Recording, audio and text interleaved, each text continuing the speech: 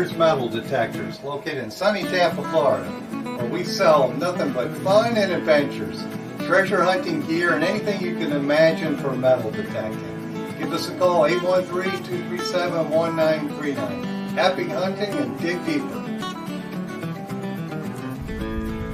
Live from sunny Florida, it's Treasure Talk. Welcome, friends. Welcome indeed. Welcome indeed. Welcome to another exciting edition of Treasure Talk. And it started out exciting. It did, didn't it, Jeff? I don't know. It finally, I don't know how it happened, but the cam got muted and so did the mic. Yeah, it happened to me too. And I didn't know what it was. I just signed back in. So, I was thinking, oh no, I hope it's not the gremlins starting all over, because we've got an awesome lineup today, don't we? Yes, we do. Well, this whole week's going to be awesome. Yes, it is. You know, we got a little bit of news to share right off the bat, you know, about the Myers Pro handle. They came in, and I have to tell you what, they are awesome. Unfortunately, they were mismeasured, and they're a little too big to fit the Treasure Talk Pro Sifter Titanium. However, you should have got something today to measure. Yeah, I'll get it tomorrow, because I didn't know if it came USPS or the UPS. Normally they bring the stuff by my house if it's UPS, but I'll get that tomorrow and we'll get it measured, get it exact, because we want it to fit in with ease. And the ones I have here now, I don't have a lot of them, but if somebody has a Cube scoop, those would fit perfect.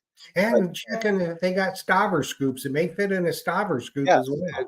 Yes, it will. I think that's the size. It's like 30 millimeters. So if it's 30 to 32 millimeters, that's the perfect handle for it. But I want to tell you, I just want to show people what they're going to be, and we'll probably have them by the end of the month, I think. Yeah, it's an awesome handle, and it's so much more durable. You know, there's no play. I guess when you're digging in it, it's going to be more firm. There's no play at all. Yeah. Plus, yes, right there, buddy. Yeah, I got the name on it and everything, and I like that. So real nice handle. Yes. And this is the kicker. This is the kicker. Yeah, it's a travel handle. This is the travel handle, and a lot of travel handles are very flimsy. Yeah, this one isn't. But I want to tell you what, as soon as I get this thing unscrewed, you will see. It's heavy made, and it's got foam injection, so it'll probably float. It'll probably stand up if you're in the water, if you let go of it. So I'm going to tell you what, this is the one. This is the one. And I have to tell you, it is probably, I would say, easily double or triple the strength. Oh yeah, yeah. You're not going to break that handle. I've seen a couple people break a CKG handle. You ain't breaking this one. You're not going to break that one for sure. No, you won't. I did want to tell people happy Eclipse Day. I didn't see the eclipse, but I'm sure some of you folks out there did. I saw it on the television. Yes, I saw it on the TV too. I didn't want to damage my eyes. And also, happy National Banjo Day. I didn't know it was National Banjo Day, but it is National Banjo Day. That fits right into you. Yes, it does, for sure. So, yes, it does. So let's remind people as well, Thursday night, 8 o'clock, it is the Grand Treasure Talk Special Grand Show. Yes. From Sebastian, Florida on the Treasure Coast with a lot of special guests. It's going to be fun. We'll be on at 8 o'clock. So set your reminders. If you're not subscribed. If you don't have notifications set up, ask for all notifications. Yes, be sure to like it and subscribe for sure. And you don't want to miss Thursday night show, because it's going to be epic, as it always is, Jeff, when you do those. It is. It's a good time down there with you. Well, you're going to have to, get free. Yeah, it's going to happen one day for sure. One day. So let's go ahead and let's do all our housekeeping, and we can get in with this. We better do that for sure. As always, today's show is brought to you by your friends at Myers Metal Detectors, where we sell fun and adventure. And of course, the views, thoughts, and opinions expressed here on Treasure Talk by the guest and member belong solely to the guest and member, not necessarily to Phil Myers, Jocelyn Myers, Myers Metal Detectors, or Jeff Monin. And of course, the purpose of Treasure Talk is to promote the hobby of metal detecting and treasure hunting in all forms and educate our members in a fun, informative manner. And we're going to do just that. And I did want to, before we jump into our guests, I want to remind folks that I looked at gold, the gold price today. Have you seen that, Jeff? No, I didn't. I've been busy all day. $2,341 an ounce. And I need to find some, by golly. Yes. I need to find about, 10, 12 ounces. Yes, we need to be hunting every day for 8 hours a day for gold because, I think personally, I think the way our country is, we're spending so much money, and the dollar's been devalued, and gold keeps going up. So yeah, but they don't keep buying it. They buy titanium and yes, that's the only bad thing when you're out there looking. But if you think about it, if you find like a 10 or 11 gram ring today, nice fat wedding band, it's like $400 in scrap value. Yeah. So you got to get out there and be searching for it for sure, guys. Well, I'll be doing that this week, Friday and Saturday. So Well, let's just hope the beaches are real. We'll get a report here. yeah, we're going to get a report from Terry, and it's I already asked him about it. It's not great, Jeff. Well, it'll be what it'll be. I don't want to discourage you, but I'm sure I'll be out there.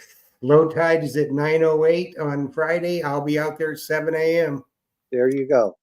You just pound it anyway, because stuff is found for sure. Yep, we never know. So, are we ready here? Yes, we are. Let's bring on our guests. Okay, from the Treasure Coast. You've met him before, and he's a very exciting individual. Fred has been with us before, and he will be with us again. He is an extremely talented author, a very talented detectorist that has works the beaches of the Treasure Coast. He also hunts relics up in South Dakota.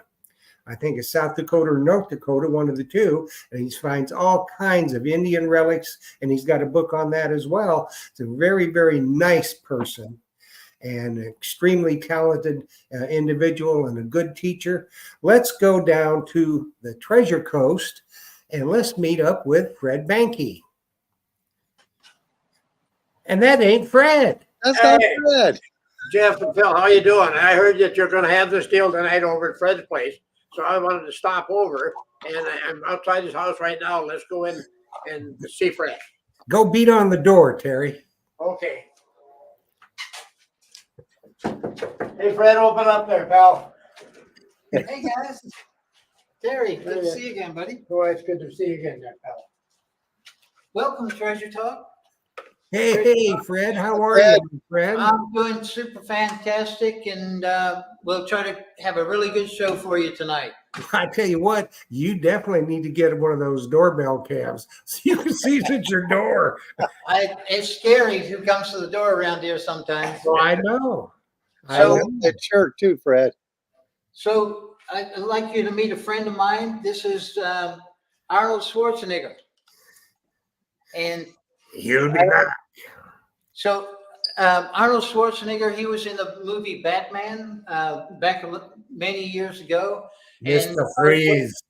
I was working for a resin company, and there was a special effects company working on the movie Batman when Arnold played Mr. Freeze, and I did some consulting for them, and I must have did a good job because they called me later and they said, "Fred, is there anything we can do for you?" And I said, "Send me some small thing from the movie just for show and tell."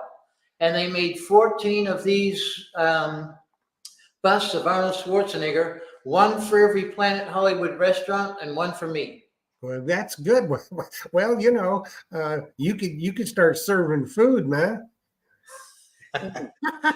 I did have to promise that I'd never make a mold to sell Arnold Schwarzenegger Halloween masks. That's probably a good thing. So That's next probably- Arnold we have right here. This is a Springfield 1873 rifle, and this is what they used in the Indian Wars. Cool. Well, before we get right into it, Fred, why don't you tell everybody, because there's a lot of new people on tonight, tell everybody a little bit about you, where you hunt, and all that kind of stuff. Okay, well, I've been hunting almost 20 years now, metal detecting.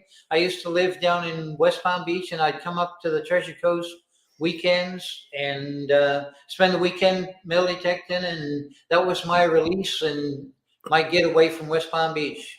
And then I moved up here. I bought property in 2010, and I built this house in 2015, and retired on Elvis's birthday, 2016. You left the building. And so that was January the 8th, 2016. And I've been metal detecting up here. And 3 years ago, a guy from North Dakota, he came down, and Marcus Waters came down and contacted me. He read my book, got my book at the museum and contacted me. And I spent a week or two out there on the beaches metal detecting with him. He invited me up to North Dakota. He never even dreamed I was going to show up there, but I called him 3 years ago and said that I bought a new Jeep and I'm on my way up. And I've been metal detecting for 3 years in North Dakota and metal detecting the Indian Wars up there. So I've got display cases from the Indian Wars, and I've got display cases from down here on the Treasure Coast. And also, you're an author, isn't that right, Phil? Yes. Yes. I have 3 books, 2 of them on metal detecting the Treasure Coast, and one of them, it started off as a metal detecting book of the Indian Wars, Northern Plains Indian Wars, and it turned into a history book about the Indian Wars with some metal detecting in the background. That's okay. It's a great book. Yeah, we learn from our history for sure. Yeah, can I tell you how I met Fred? Go right ahead. Yeah, Fred and I are pretty good friends, and I met him last year. Fred was giving a talk at the McClarty Museum, and I heard about him, and so I was down to listen to his talk, and actually he was pretty impressed. I was, and it was a good talk. When he got done, Fred thanked the audience, said he hoped they enjoyed the show, and if they enjoyed his talk, his name was Fred Banke, but if he didn't like it, he was Terry Shannon, and that's where the friendship began. That sounds like Fred. That's Frederick, all right. So in the first display case, this is from up North Dakota, the Indian Wars, and these are 3-ringer bullets. This is a 12-pound cannonball that I found last year. It was 2.5 feet down, and I was metal detecting with an Oak to Legend, and it was 2.5 feet down, and it about blew my ears off. Well, I bet. What coil were you using on that, Fred? I was using the 6-inch coil. And still 2.5 feet down. That goes to show you that the size of the coil, if it's a large target, you're still going to get, feet rather than inches if it's a large target. Absolutely. And these are pieces here of cannonball that were fired at the Indians. Now, this fort that we metal detect up there, it was attacked by Sitting Bull and the Lakota Indians several times. And excuse me, I was metal detecting there. The first year I was only there 5 days, the second year 3 weeks, and then this last year was about 6 weeks I was there. And Mr. Terry Shannon joined me for 2.5 days. And it was a thrill for me to see him metal detecting. It was like a kid in a candy store. The first half day he was getting these I took him to a field where there was nothing but these pistol bullets. Yeah, it's phenomenal. I mean, every time I swung the coil, I was going over 2 or 3 pistol bullets, and I was just digging like mad. And Fred was just standing there watching me. But I was out there for 2.5 days, and I think I come home well over 200 bullets and casings from the Indian Wars. It was a heck of an experience.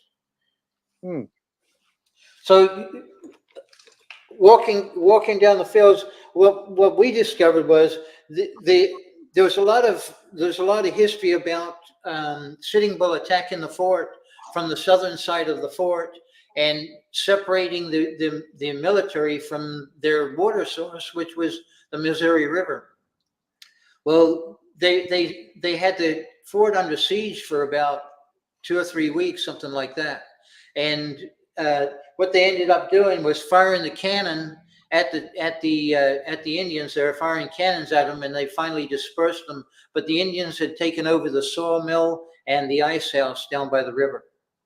But what we discovered was there was, and also another attack from the northern side of the fort, which makes more sense because that's where the armory and the powder magazine was. And you can see there's fired bullets and dud bullets, and some that weren't fired. Now, we were able to walk down the field and just in straight rows and pick up bullets. Yeah, when it was really neat. I went into the field. Every bullet we found was shot by the Indians at the cavalry, and every shell casing we found was shot by the cavalry at the Indians. Then we went over to the other side, and just the opposite was true. And the ones that I've got, I've kept them separate. It's really nice piece of history. It was fun. So another really rare piece I've got right here is this piece of lead. It's a strip of lead, and it says a St. Louis shot, and it's missing the word tower. Now, the St. Louis shot tower is where they used to make the musket balls. And if you don't know what a shot tower is, it's a tower about 150 feet tall, and they pour molten lead through a screen, and by the time it reaches the water at the bottom to cool, it's a perfect sphere, and that's how they used to make the musket balls. Huh. And they also had strips of lead from the St. Louis shot tower, and they would they would sell that, and the soldiers or the hunters the trappers would snip off a piece of lead and melt the lead and make their own bullets and musket balls that way. Now, the gun you showed us, Fred. Yeah. Show us that gun again, because there's been a lot of people joined since that time. And what bullets would go in that? So the cartridge would go right in. This big cartridge right there would go in that right there. So it was a single fire bullet then. Yeah. And then it would. And that was a percussion cap used on that to fire, wasn't it, or was it? No, there's no percussion cap because these bullets were already. Oh, okay. It's already in the bullet. They were center fire then. Yeah. So what you had, they had center fire and they had rim fire bullets. Okay. So explain what that means, Fred, for those that may not know. Okay, this would be a center fire would be this piece right there, and a rim fire would be around the anywhere around the outside edge or in the center there. Also, it was a different. I don't believe I've got the rim fire there to show you. But the rim fire was a lot less reliable. They got more duds with the rim fire. Is that true? I believe so. Okay.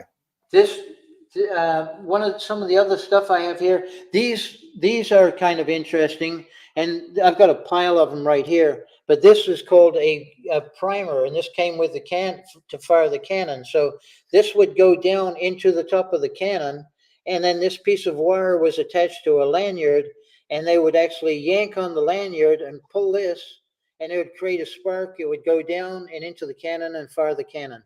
I'll be darned.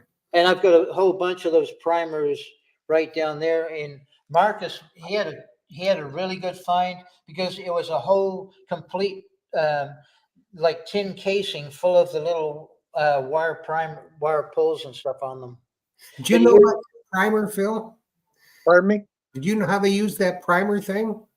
No, not on the cannon. No. No, I had no clue. Yeah. Of course, I'd have been dead long ago. They'd have shot me right off because I don't know. Yeah, it looks like we got a question from Sam Truckley, Fred. She's asking, you dug all that up? And my other question I have is, How many bullets did you guys dig? Well, I'm going to show you. I've got some more on the table, and literally hundreds and hundreds of bullets. I mean, going up there, I didn't find that many the first year, but the second year and this third year I was up there, it was just unbelievable.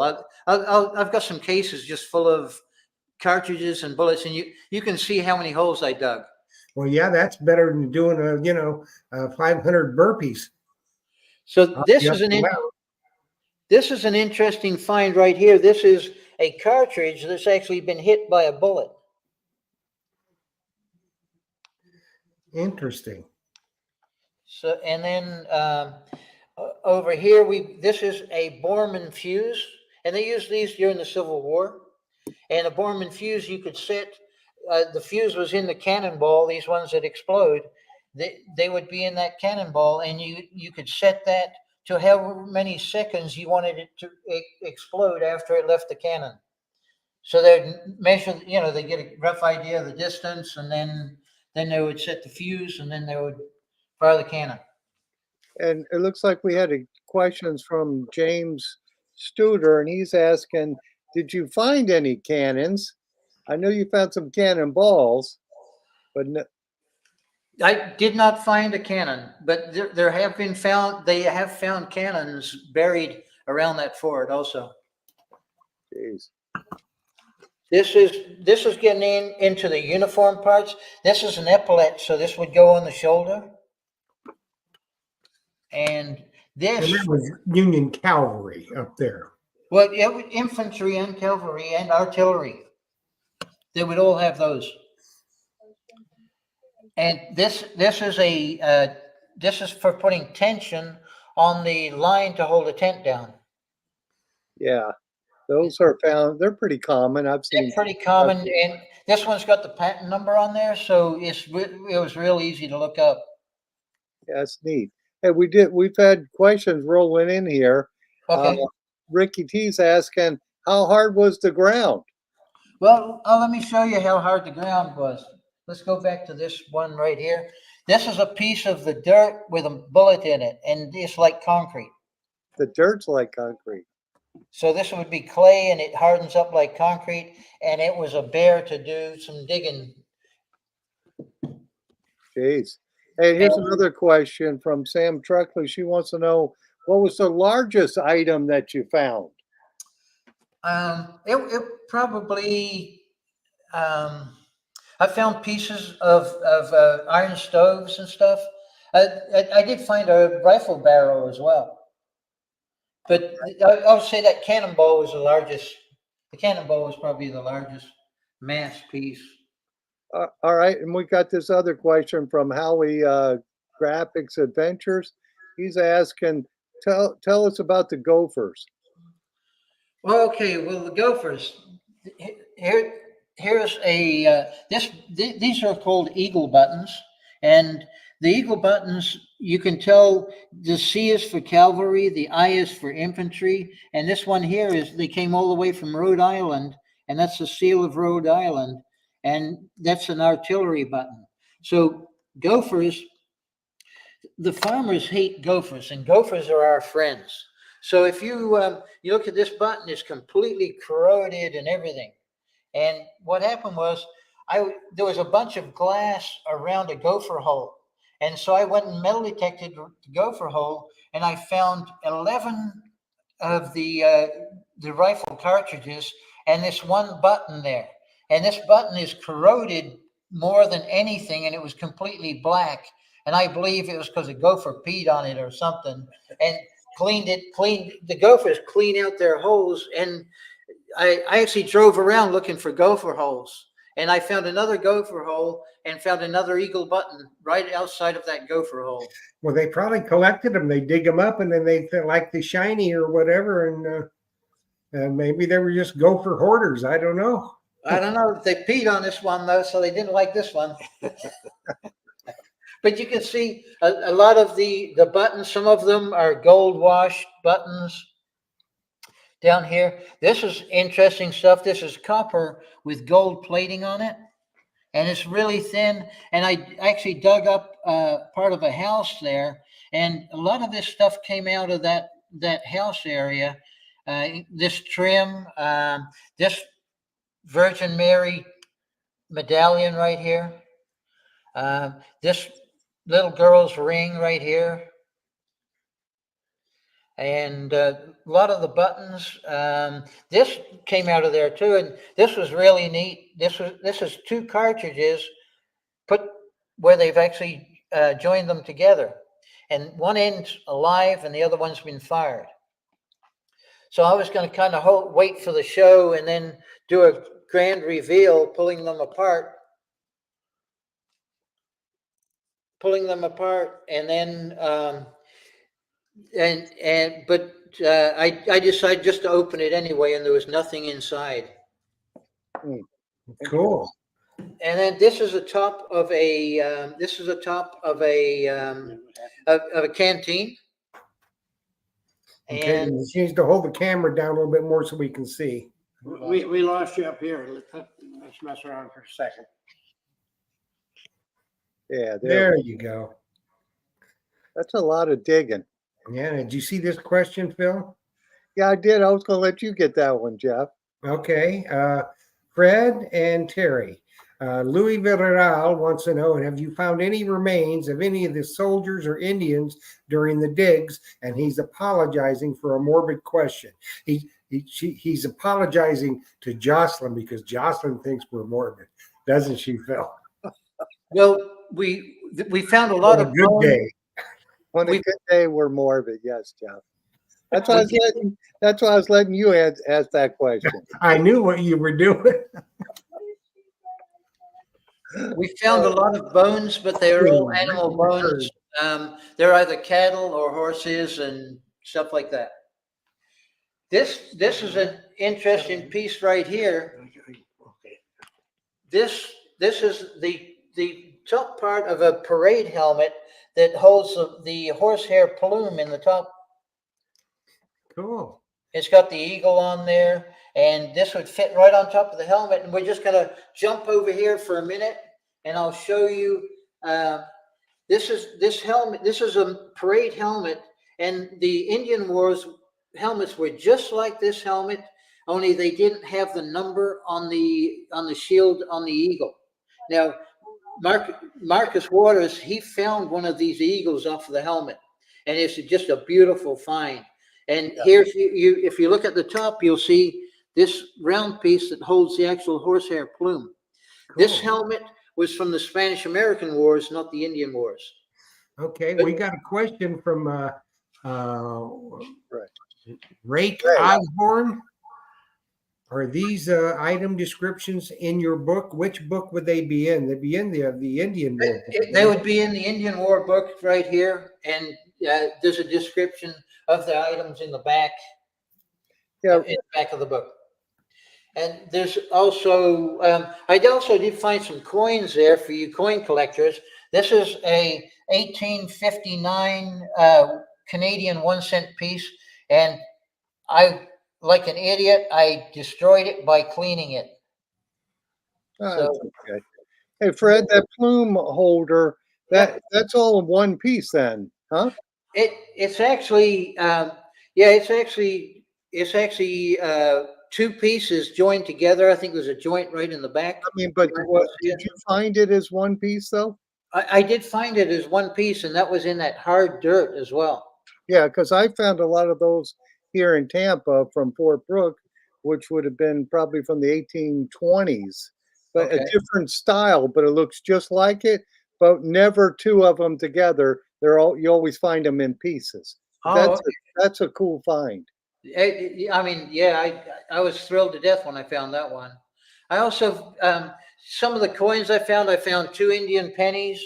I found 4 shield nickels, and I found 3 dimes, and really neat dime here. This one is 1877, and I believe they call that a folded dime, and you can actually see where it was actually bent on purpose. Was it carved or anything like a love token, or is it just folded? Somebody actually took either a chisel or a screwdriver and bent that on purpose, and I believe they did it as kind of like a protective type of thing, just a belief that they would be protected or something. Can we need to, if you can, Fred, hold the items closer to the camera or have the camera person There we go. in there There so we they can see it a little better? Yeah. And if you notice this one here, this is a Carson City mint, which was kind of rarer than the rest of, Philadelphia mint and the others. Yeah, that's cool. That is very cool. And then what else do we have in here? The various buttons. There's a whole collection of different buttons and different horse tack pieces. This is a piece of belt with the leather still in it. Some more. This is a toe tapper. You guys probably seen a lot of those Civil War hunting. Some of these people haven't seen anything like that, Fred. So get the camera in there as close as you can, because a lot of the folks haven't seen any of this stuff. That is a toe tapper. This is the Indians used to take the cartridges, and you see how they cut this one, and they punched holes in it, and they would wear these. And this was found around the where the cattle were, and they actually had one Indian scout that was killed at the fort protecting the cattle. They wore that like a dangler? Yeah, it's like a dangler type of thing. Yeah, that's interesting. Catherine Han Powell would like to know if you found anything with anybody's name on it. No, nothing with anybody's name on it. But I've been researching trying to find out who was at the fort and what buildings and who was actually in the building that I was at, because we're going to leave the military buttons and come over to some of the other items over here. Okay, well, we got Bob Kulick, because you said you found those with the legend. Yes, I absolutely hunted for 6 weeks up there with the legend, and there's so much trash, so much tin in that whole area around the fort that the legend worked better than anything I've ever used. It was just fantastic using the legend, because I could actually distinguish the tin metal from the buttons, from the bullets, from everything else. Cool. He wants to know what the VDI numbers are, or the bullets. What he said the VDI. We didn't. Every time it made a noise, you just dug it up. There was no trash. It was all bullets. Yeah, it's all bullets. He just wanted to know the VDI numbers that the bullets rang up. The bullets rang up around I believe around a 38, something like that. Okay.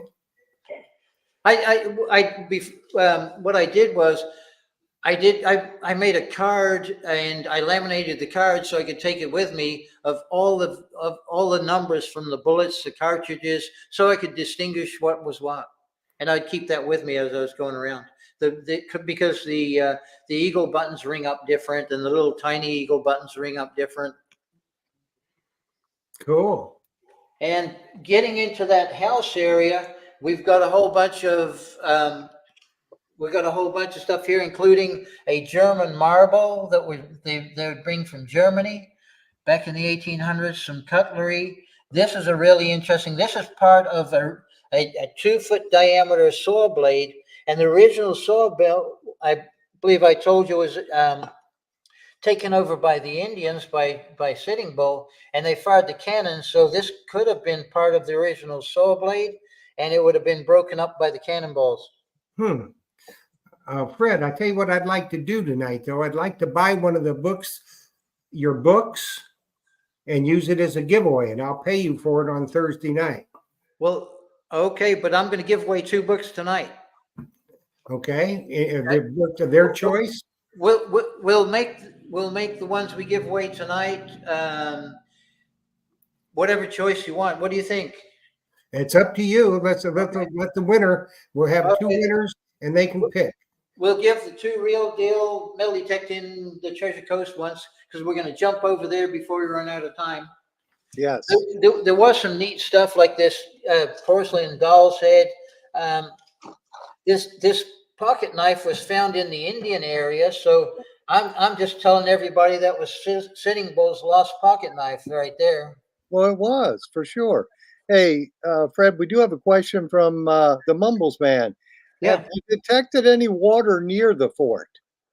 Any water I've detected down by the Missouri River, and I found a shovel, some axe heads, and stuff like that. Okay. And then I saw a question come through here, but it went by real quick, so I don't know who was asking, but they were asking if you found any bullets that they had turned into fishing weights That was I Louis have- Villarreal. or I carved have fishing not, but weights. I do have one bullet I want to show you, and Was it that carved? is right here. And this bullet right here has scratched on it. It's been flattened, and that bullet has on there has W.O.F. And I researched that, and it means warriors of faith. So I believe that it's got a hole punched in there, and I believe that somebody sewed that into their tunic, and Yes. and this was found in the same house as the Catholic Virgin Mary. So it must have been a really religious couple that lived there.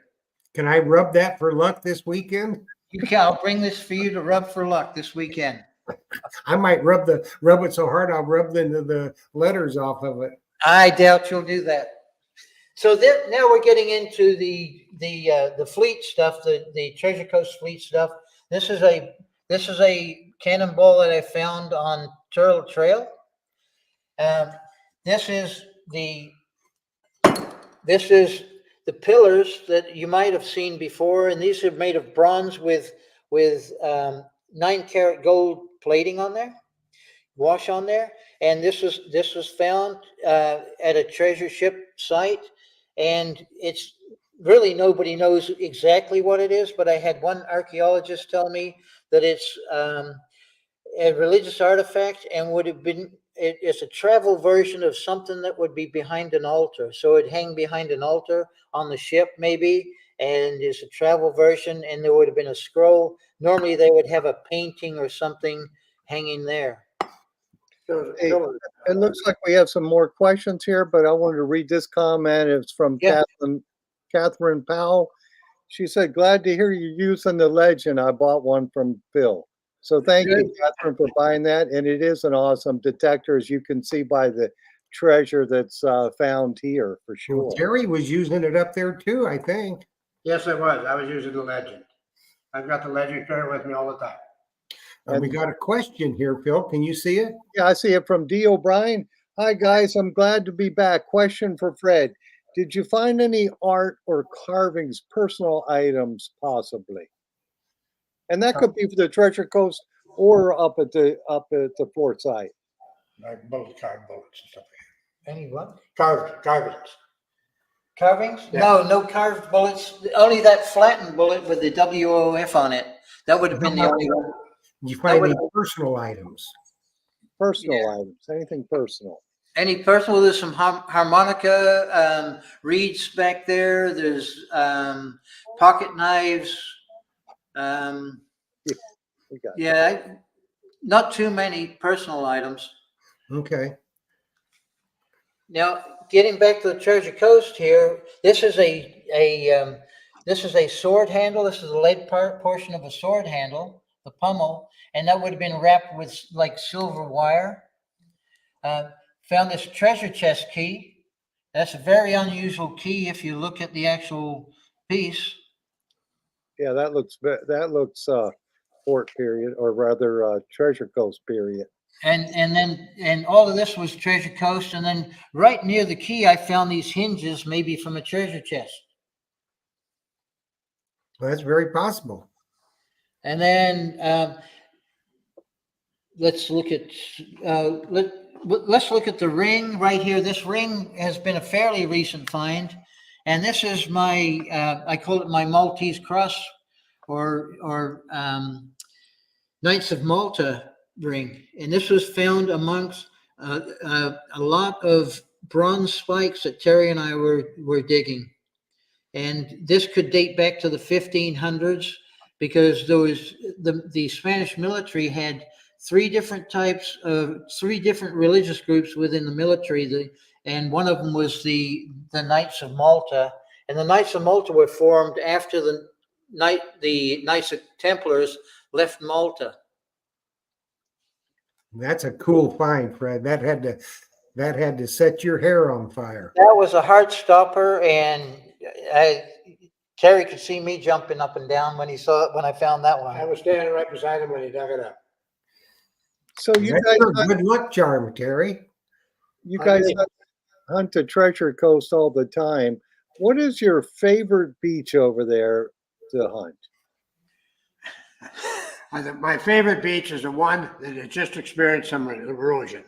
I have found Spanish coins from the inlet all the way up to Patrick's Air Force Base.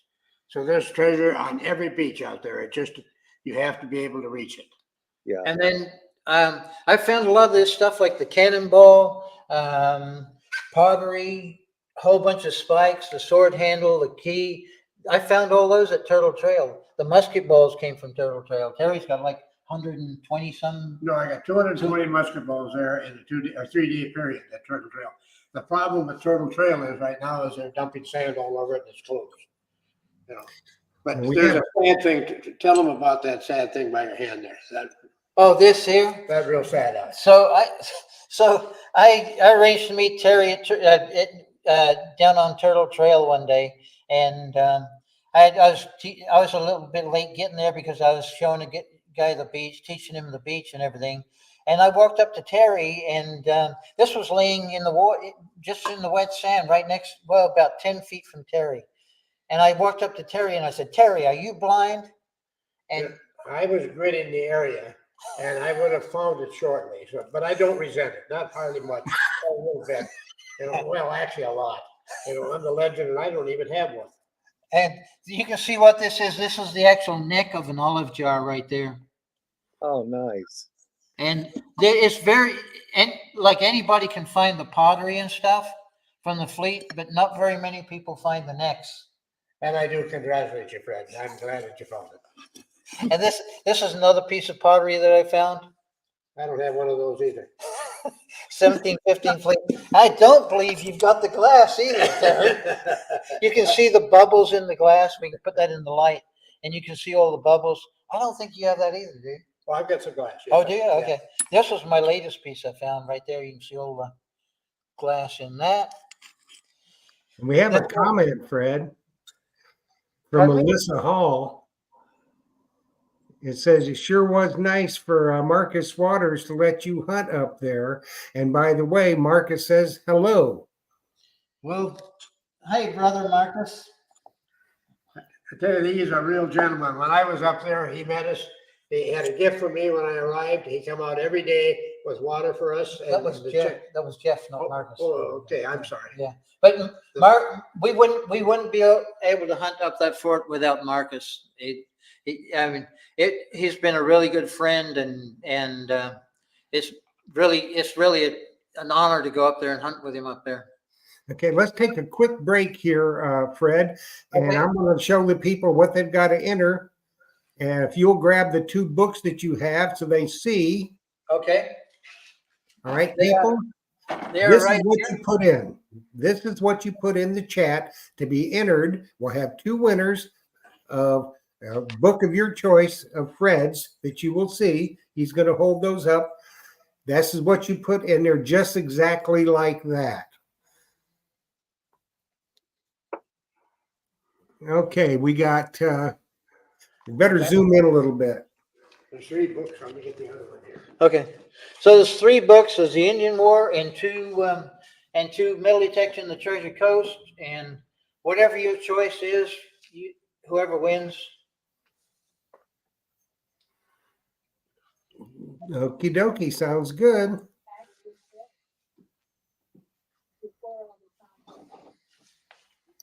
So we'll give them a minute or so. Go on, Fred. I'll just interrupt you when it's time to go. Okay. So in this next case, we've got mainly just nothing but spikes and bolts. These are all from the 1715 fleet right here, all these spikes. these bronze spikes, and then Terry's got some he's going to show you. These are bronze spike. This bronze pin and this bronze spike was found with the Maltese cross ring, and Terry's going to bring his display case over for you to see. I am not quite as organized as Fred. This is my display case. But anyway, all these bronze spikes right here, this is a keel pin, part of a keel pin, these bronze spikes, and they go back to the 1500s. We were in a 2-day period, Fred and I were digging, and this was right in the area where he found the ring, the Lake de Malta ring. So, we're down to the old stuff. These go way back. And, I consider them a real trophy. They are indeed. They are indeed. Were you ready to do a giveaway, Fred? Yeah, let's give them away. All right, here we go. Let's go. You ready, Philip? I'm ready. It looks cool. Let's get a winner. Okay, here we go. We'll have 2 winners, actually. JBP Hobbyist. JBP Obvious. Congratulations. Congratulations. Go back and draw another one.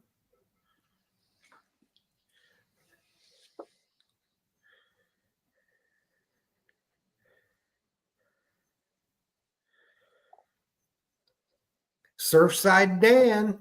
Surfside Dan. You're the winners, JBP Congratulations, Hobbyist and Dan. Surfside Dan.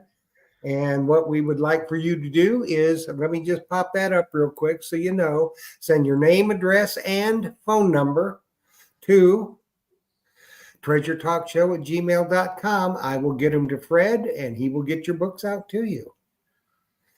And thank you so much, Fred. That's a great prize. You're welcome. Yes, the very, very good prizes. I'm reading the comments here, and Joe Brown says Terry should have a padlock on that cardboard display case. We're going to go over and show you just a few more cases over the other side of the room here. Okay. These are, you can see that I dug quite a few holes up in North Dakota. But that is a lot of digging. And then this one has all the bent eagle buttons in there. These are all flattened and bent eagle buttons. That's a lot, for sure. It's a lot of digging. I mean, there's literally hundreds of. That's incredible. That's a lot of digging. How many shovels did you wear out, Fred? I got one of those Predator shovels, and it worked good for me. Yeah. I call this my junk drawer right here, and it's got a mixed match of everything. And this is rocket aluminum, and this is what Terry calls space poop. Space poop, yeah. Space poop, and this is one of the this is part of a tile from the space shuttle Atlantis, and I did some contracting work up there for NASA, and they gave me this piece of tile there, and I also took some of this aluminum up there and got it analyzed, and it is actually aircraft aluminum, aerospace aluminum, because it's alloyed with copper and zinc and different materials.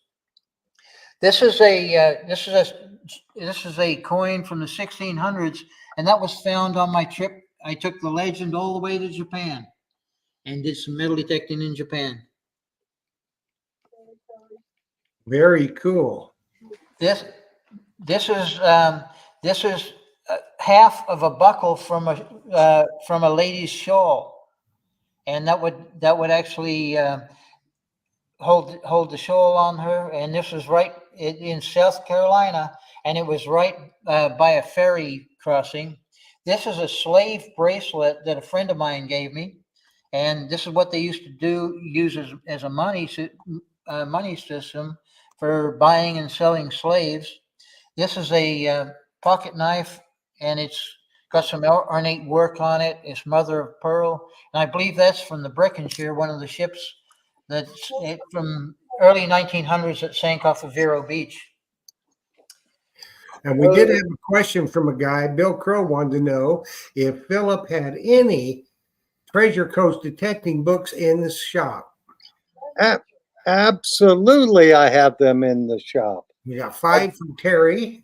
I've got them all. The only one I'm out of, I guess, is Fred's book from the Dakota. Oh, okay. Okay. That one. So I do have. I even have Terry's new book, which is a good read. So we got them all. This came from a trip up to. It's kind of a funny story here. This came from a trip up to South Carolina. I was out staying at Mount Pleasant, and I was going out to Sullivan's Island, and I went to Fort Moultrie, and I wanted to detect the beach around Fort Moultrie, which was not the national park's property.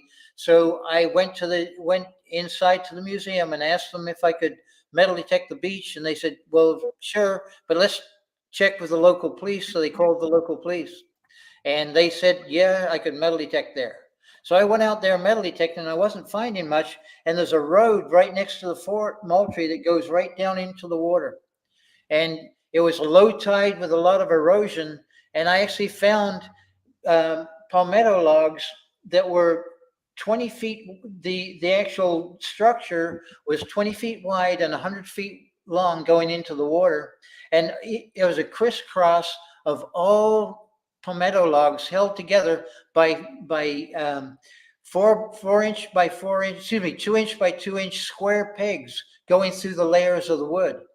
So I went back to the fort and I asked them, "Well, do you have a boat ramp or a slipway at the fort?" And they said, "No, they've got a pier." And what happens at the pier, they would bring all of the slaves in at the pier, at the dock, and they would put them in what they call pest houses, which for 10 days, then they would take the slaves over to Charleston and sell the slaves. Well, during the Civil War, the Union soldiers were at the fort at the start of the war, and they evacuated the fort, and they went to Fort Sumter. And the Ironside ships were firing at the fort because of the Confederates were there now. And I found this piece of cannonball right at the structure of the slipway. And this is a piece of a very large thing. This was probably 1.5 feet down, something like that. But the amazing thing is that the National Park Service did not know that there was a slipway at that fort. And they sent me plans of the fort and everything, and nothing showed a slipway. And I drew it on there, and I sent them pictures. I took pictures with the distance of all of the palmetto logs and describing it and everything. And they did not know that was there. That's interesting. Give everybody a nice pan around of all your display cases, Fred, because it's amazing. Yeah, it's like a museum. And we did have another question. This one's from Scott Downey, and he's asking you guys, are you detecting a lot less on the coast with all the new dirt they call sand? Take that one. The detecting has been very poor. And the fill that they're using, they're using it up against the erosion. They're not covering the beach itself.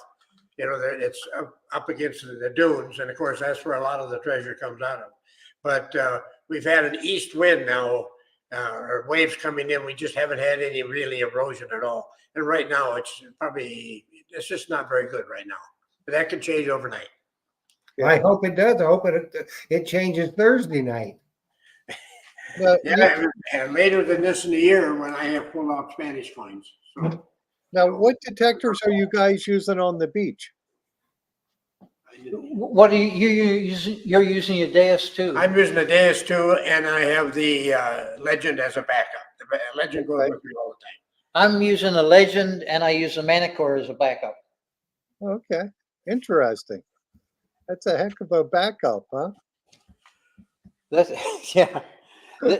This is some lead. Once in a while, you'll find some lead like this. This is lead sheathing, and it would be on the bottom of the hull of the ships to protect it from Teredo worms. And one of the ships in the 1715 fleet was an English ship captured by the French and sold to the Spanish. and it had 2.5 tons of this lead just on the keel of the ship. And after the lead in the 1800s, they went to copper, and this is off of an English ship down in Fort Pierce, and that's copper sheathing from the bottom of their ship. And these other items are Civil War and stuff. These were up in Virginia, and some of the bullets, Virginia. And then Marcus and I went to South Carolina, and Mudlark Relics took us out on their boat, and we found some Civil War bullets and this beautiful New York State seal button right here, this little tiny button, and it's a seal in New York, and they were down there fighting around Charleston, South Carolina. Interesting. And then this last case is Indian pottery. This is local Indian pottery. This is all different designs from all over Florida. And I live in a little town called Micco, which is an Indian name. And they used to trade pottery all around here. And amongst the pottery, I found this. I believe it's a piece of bone, but it's carved like an otter's head. You can see I put it down there so you can see the eyes and everything on the Oh, otter's yeah, head. that's cool. That was a decorative piece then, wasn't it, Fred? Yeah, I believe it. My story is the Indian guy carved it for one of his children. Very interesting. And then lastly here, I wanted to show you, if you ever get to North Dakota, you've got to visit the Lynch family Knife River Flint Quarry, and they own a lot of property there. And on that property is actually 3,600 quarries that the Indians have been going to for 1,200 years, and they've been quarrying this flint. And they would they would trade this flint all over the United States, and it's been found as far south as Florida. And just real quick, this is the gentleman that was giving me the tour gave me this knife, and this knife is made of Lynch Flint Lynch Knife River Flint. Oh, that's Very cool. impressive. Sharp too, isn't it, Fred? And it's really sharp. You could almost shave with it. Now, if I'm remembering correctly, do you have some pistols or something, old pistols? No, I do not. No, I thought you did. I don't know why. no. I've That got, must be Terry who has the armory. I've got them. Terry's got those. Well, you'll have to find some pistols then for sure for the next show you do. All right. But it looks like, Jeff, it looks like our time's just about up. Boy, the Yeah, hour went that's super good, Fred. fast. Yeah, I know. Yes, Fred, thank you. That's awesome. You have a regular museum there. Yeah, it's been a lot of fun putting it together, and it's always a lot of fun out there with Terry all the time too. Well, Yeah. we've got some new people coming with us this time, Fred, and I know that my wife and probably Ricky T's wife would love to see your collection, so they'll want a tour while we're down there, if you And- don't mind. And we've got a little surprise for you guys when you come over too. Yeah, that's what I understand. So we're not going to give it away. We'll just surprise them. It's going to be a good time. And It's going to be a great time. We're going to be there. Terry's going to be there as always, as is Fred. He is one of our regulars on our Treasure Coast extravaganza. There'll be a few more people to join us as well. And we're going to have a really good time. We're going to hear some really good stories. And we'll give you an update on the detecting, because there'll be a bunch of us that will be going out Friday and Saturday detecting. We'll come to you Thursday night, 8:00. It's too bad Phil couldn't be there. We wanted him to be there, but he's got to run the shop. Got to run the store for sure. So if you need some detecting gear so you can find some cool things like Terry and Fred have found, just holler at me. I'll be here tomorrow for sure. That's right, because one thing for certain, if Phil don't have it in stock, you don't need it. You don't need it for sure. Well, does Phil have Terry's new book in stock? Yes, I do. Okay. Because it's a wonderful new book, and it's like going through my display cases, only you're doing it in a book, and it's fantastic, all of the finds that he's found, and I use it as a reference book there. It's in color too. You've switched to color now. Yes, you can tell the pictures. You can see everything so much better in color. That was a smart move to do that. Yeah, in my first book, Detecting the Treasure Coast, we're going to be working and finishing that up tonight, but that's also going to come out in color. We're going Nice. to redo the book in color. Awesome. Very, very good. We just can't wait to see you guys. We'll see you Thursday night. And Philip, it's time for us to go, man. Yes, it is. Thank you, And- guys. Thank you, Jeff. Thank you, Fred. Thank you, Terry. Thank you, Jocelyn. Thank you to our many members here on Facebook and YouTube. Thank you, joining Treasure Talkers, for visiting my my little museum. Well, we had a blast, Fred, and we certainly do appreciate it. We appreciate you guys more than you'll ever know, both y'all, because you do a lot for us, and we appreciate it. And we're looking forward to being with you on Thursday and Friday. I know you guys will be at the Central Florida Metal Detecting Club Hunt. It's a big club hunt on Saturday. Am I not correct? That is correct. Yeah, we will be there. Both of you guys will be there, so you won't get to hunt with us on Saturday, but you're going to be making a lot of people very happy. So that's a good thing. But we'll see you on Thursday night.